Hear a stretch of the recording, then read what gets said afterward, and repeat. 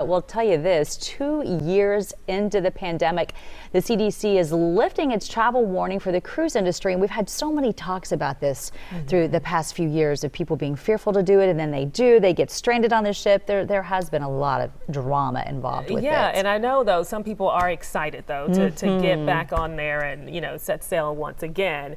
And so this, of course, doesn't mean that COVID-19 isn't transmissible on ships, but travelers can make their own judgment on the risk, much like any other trip that they're taking. Oh, yes. And so the deal with that is, like you said, Denise, so many people are just ready to cruise again. And a lot of people said the whole time, you know what, it's worth the risk. I love it so much. It just doesn't matter. This morning, Port of Galveston Director and CEO Rodger Rees joins us with what this means for the travel industry moving forward. Good morning to you. Can you hear me? I don't hear you. Uh-oh, we're having some audio issues. Hi there, Rodger. Are you there? Can you hear me now? I can hear you fine. Can you hear me? All right. Thank you, Rodger. The cruise industry, we know, was shut down for more than a year, all at the beginning of the pandemic, getting this green light of a sort. What does this mean for the cruise industry? I think you have to kind of go back 2 years and look.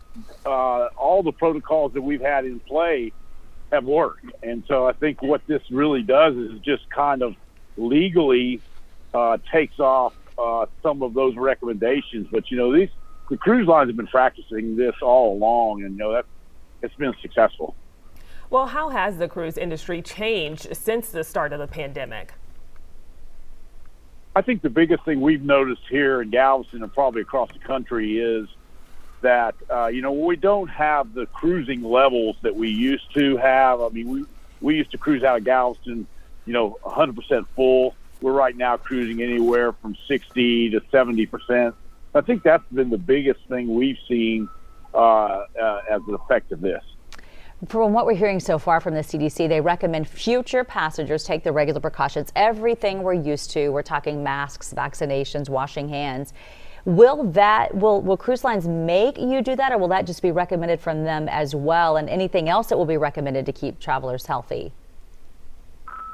Well, I think here again, we've been doing all this all along. So I think the cruise lines, as well as the terminal operations at the ports, are familiar with all the procedures. So I think it'll be business as usual, other than the fact that maybe more people now will, heed what the CDC has said and feel more comfortable, I think is what it is, feel more comfortable about coming on a cruise line. But the same thing, everything's available, and I know the cruise lines intend to keep all those procedures in place for individuals that want it. And I also understand the CDC is advising them to check the color code of the ship they plan to sail. Explain why that's important. Well, I think, if you look at that coding system, it's only a few cases, 5 or 6 cases can put you in a different level. And so, with all the quarantining that they have with the crew and the current testing that they have, I think what it really does is it just causes just one more step that everybody takes.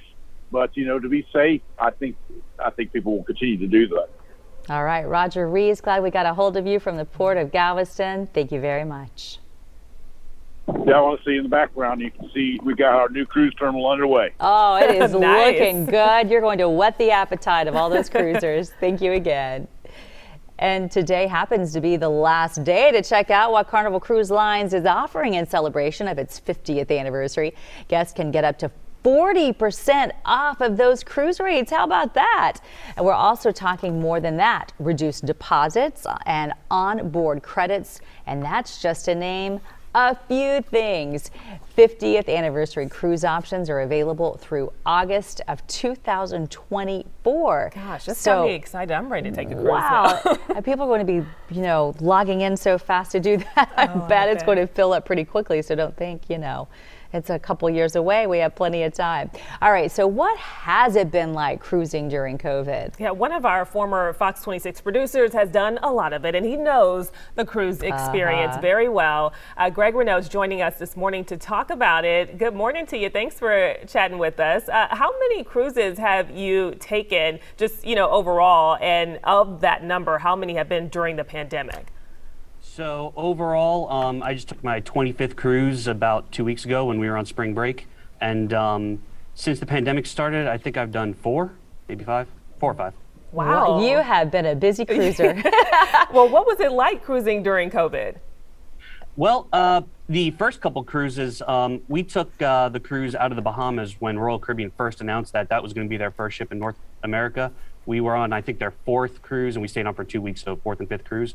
The ship was only 30% full, so it felt like we had the ship to ourselves. It was actually really kind of nice. We said we need to enjoy this because we're never going to see it again. Oh, but I can't imagine not being, in a pool with people stacked on top of you. How nice.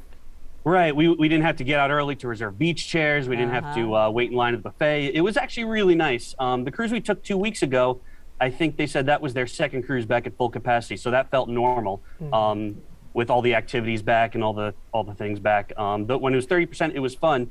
But the cruise didn't have all the entertainment going and everything. So it was pros and cons, but it was really nice having it. Oh, it sounded. I can't fathom that. Now, what are your thoughts now that the CDC has lifted its warning? You said they're already at full capacity. Do you see any other changes happening perhaps because of that?